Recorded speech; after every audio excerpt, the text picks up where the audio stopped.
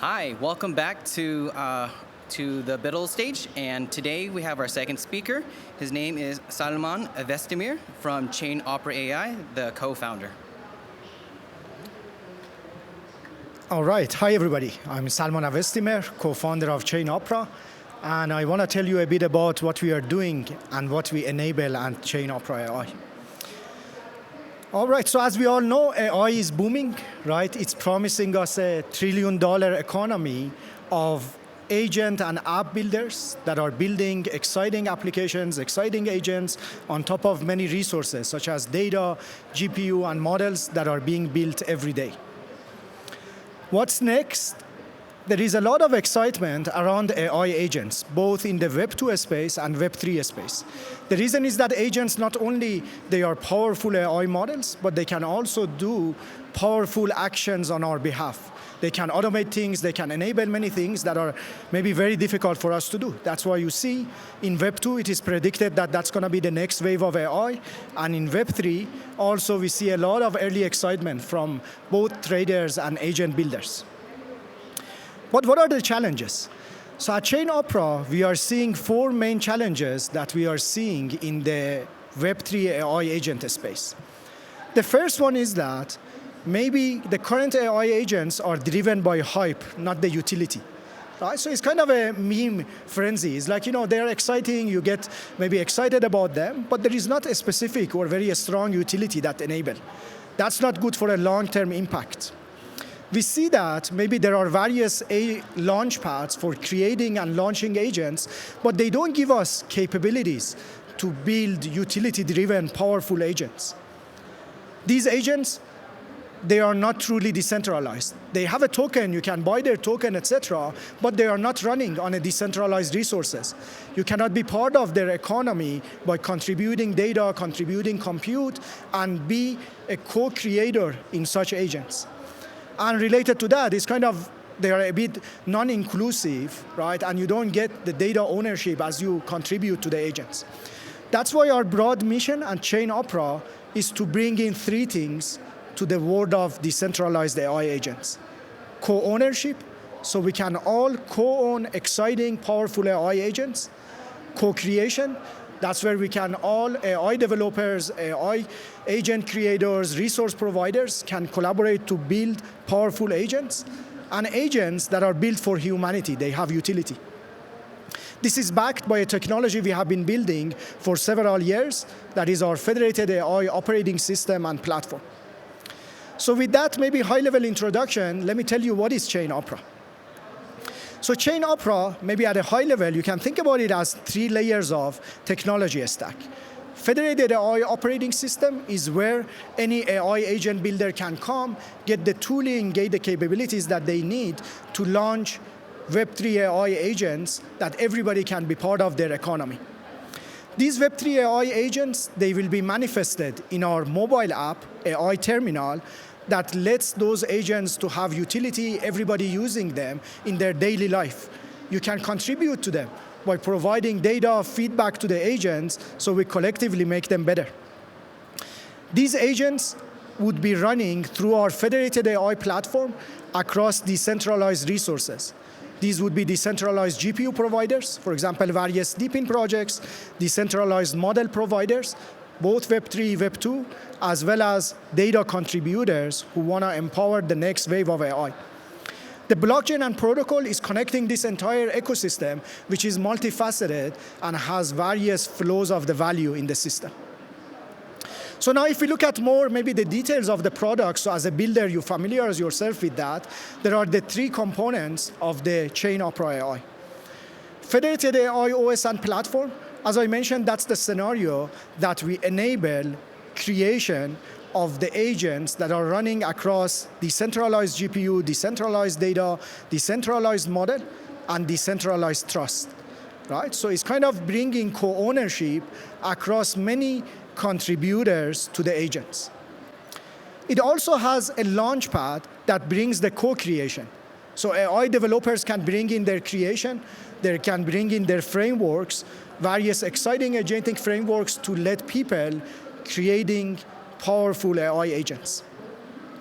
The second component is the AI terminal mobile app. That's where these agents will not just be sitting on a cloud somewhere on a web page, right? They will come to your phone, so you can interact with them on your daily life, anywhere you wish, across any applications. So it makes the agent interaction very easy.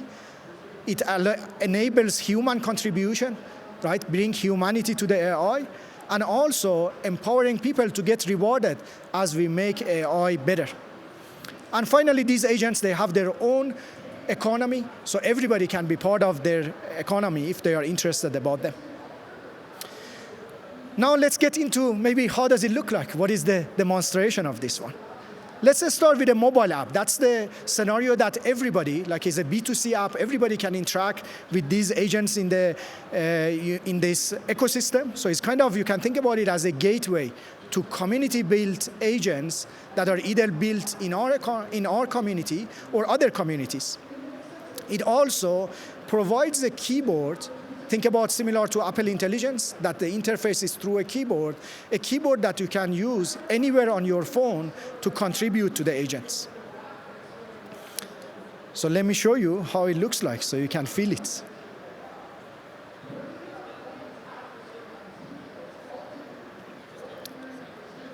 All right, this app, the mobile app, that's where you can see the interface of the app, right? We have just released for a test group. Right? At the bottom, you can see there are various components. AI terminal is the gateway that you can interact with many agents. For example, here, I have enabled a variety of agents that are built in our community and can be used through AI terminal. And then Discover is going to be the place where you can discover these agents. For example, you see maybe there is a deep search that can do a lot of studies for you. So if you are interested, you will add that to your skills. But then there are many other type of agents. For example, Web 2 agents, as well as Web 3 agents that can do a lot of the crypto activities for you. For example, they can do crypto studies, market studies, they can come up with a trading, automated trading, etc. So any of these is kind of you explore them and you add them to your skill set, right? That's what we call that. Now, how would you use them? So let's say, for example, sentiment analysis, I want to use them. As I mentioned, the way that you will use them is through the terminal. Think about it as a super agent that is gateway to all the skills you want to use. Now you have two choices.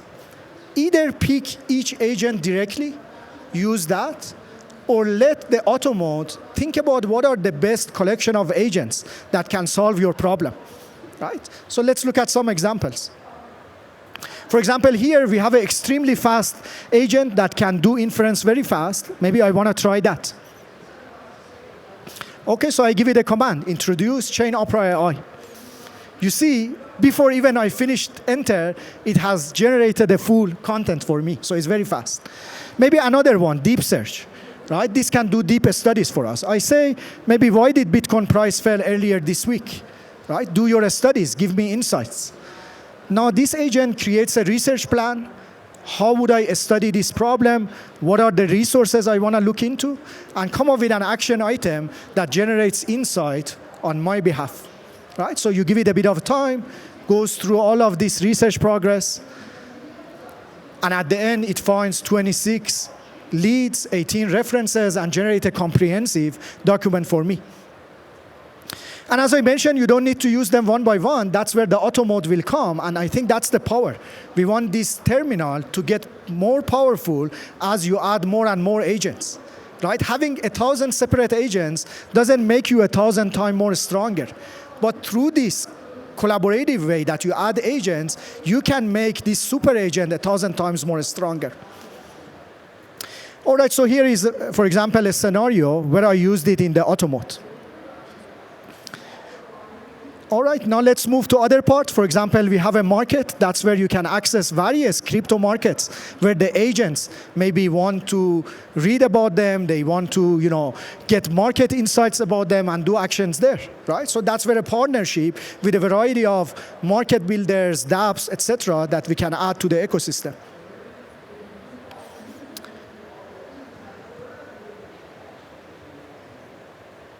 All right. right, and finally, there is the me component of the app. That's where, as a user, you can get rewarded as you are contributing to making AI better. And there are various modes of contribution. The strongest mode through what I call the AI keyboard. AI keyboard is the interface where you start giving input to agents, where you give feedback on the result. And that's how humanity comes into play. So let's see how we can use the AI keyboard.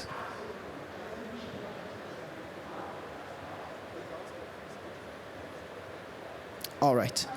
So the beauty of AI keyboard is you don't need to use it within the app. You can use it within any other app on your phone. For example, here, let's say I go to my mail app and I want to draft an email to a potential collaborator. Right? Inside this email, maybe I want to start by saying, introduce ChainOpera AI, but I don't want to write it myself. I want to call a collection of agents in our community to solve that problem for you. No problem. What I can do, let me show you a bit slower here.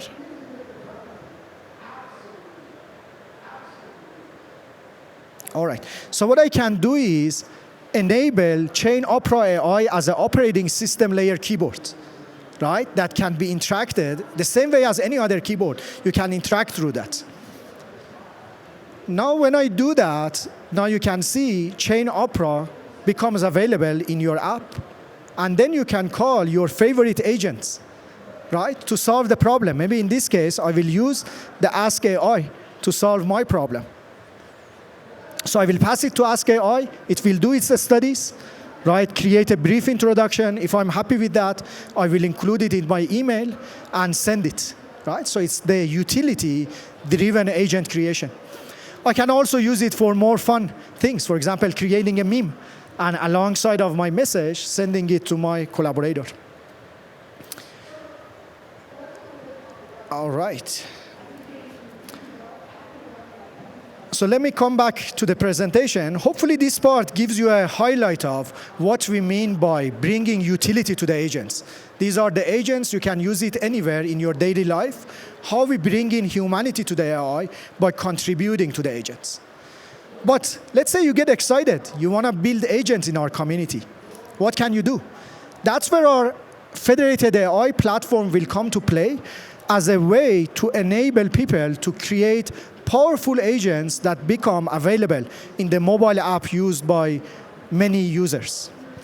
What will be the component of this platform? First of all, as a creator, I can come and access a variety of models and agent frameworks that are built by community, maybe by AI community, right? Because I don't want to know what are the powerful frameworks. Maybe I just want to customize it and give it the right tooling. Then we give you AI agent creation studio, which is a zero code, so that you can just pick the framework, pick the model, and launch your agent. And then GPU and data contributors can join this ecosystem to contribute resources that are needed for running the agents on the cloud. So now you can see here, for example, this is one framework. In this framework, there are various knowledge contributors. Maybe they contributed the data that is needed for the agents to give them a context. There are various GPU contributors and trust contributors, right? That's also become very important. Who is backing these agents that you want to launch?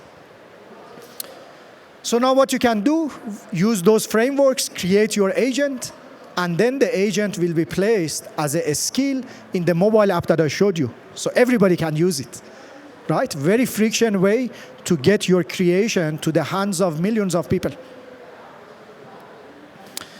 Now the third component of this, behind the capability to launch, create, and use the agents, would be the blockchain and protocol design. And the goal of that is to think about these multifaceted, right, a stream of value flow from end users, agent creators, to resource providers, either compute, data, model, or annotation. Right? The role of our layer 1 blockchain is to connect all of them together so they can collaborate together and create this ecosystem. Right? So you can think about this. Maybe OpenAI is an example of a Web 2 ecosystem that creates an ecosystem for everybody to build and launch agents. Here is a layer 1 Web 3 ecosystem that you can join and launch and build agents. So what is special about that? So the reason you will need to do it is that, first of all, this layer 1 is driven by what we call a proof of intelligence. There are many ways to contribute to AI: compute, data, interaction, usage. Proof of intelligence will keep track of how different parties are contributing and make sure everybody is getting rewarded proportionally. Another part of it is AI is a very heavy computation task. Right? So we want to incentivize nodes and participants who can do very fast AI inference and training to join this ecosystem. Now, this would be, I think, gives you a very good view of different facets of the product that we have been building. All of this has been based on years of research that we have been doing along decentralized machine learning, blockchain systems, security and privacy, to make sure that you can create such a product that is strong in AI, strong in blockchain, secure and private, to be used by many people. For example, I talked a lot about running scalable agents on the cloud. Here is our technology for running model inference across decentralized cloud, and you can compare the inference speed to credible Web2, centralized inference engine builders, right? So you can see the power of decentralization is not just to match what you can get in centralized, giving you a scalability as the demand goes up. And I think that's the opportunity here. Our community is also building its own foundation model, Fox, which is a small language model. That's the model that can run on the phone and empower the mobile app that I mentioned to you. And I think that's another venue for the Web3 community to own a model, and collectively we make it better and better. This model is suited for decentralized cloud, so you can train it and serve it easily across decentralized cloud. All right, with that, let me conclude by telling you a little bit about the adoption and what has been the partnerships that we have been forging in this exciting domain. ChainOpera, you can go and try the platform that I mentioned to you as an AI developer. You can also try the AI terminal. That's where you can get a web interface for interacting with the mobile application that I mentioned to you. Currently, we have more than 7,000 AI developers that are using our ecosystem, and very active community of end users who are excited about experiencing truly decentralized AI. The mobile app, AI Terminal, which is our flagship application, right? We have just released it for the test, right? It has currently 1 million plus in the test users, and soon we will make it public for everybody to use that. If you are excited to try it just right now, you can also use the cloud version. That is, you can access through our website. Finally, we are also a founding launcher of the Collaborative AI Alliance. That's an alliance across a variety of powerful projects to bring co-training and co-serving of AI agents and AI models across decentralized compute, data, and resources. I think that's going to be very important, alongside of bringing many end users and agent builders, also building the infrastructure that can be scalable, similar to, let's say, infrastructure sitting behind OpenAI that can scale to billions of users. Okay, so it's kind of we do, and through collaboration, we expand it across various layers. All right, with that, let me conclude the talk. Would be happy to take any questions. Okay, thank you so much for presenting. I might have a couple questions that you can answer. One would be, if I was a student, if I could figure out, want to get engaged with all this, would your Discord or your website would be the best place to ask like really basic questions? Definitely. Actually, our Discord is oriented around community, and we want to have both users and builders. Yes, okay. And we have a lot of community orchestrators. You can join there, okay. And we encourage that. That's exactly the purpose of that. Beautiful. That's what I figured. So thank you so much for presenting, and I look forward to building more on this. Of course. Thank you.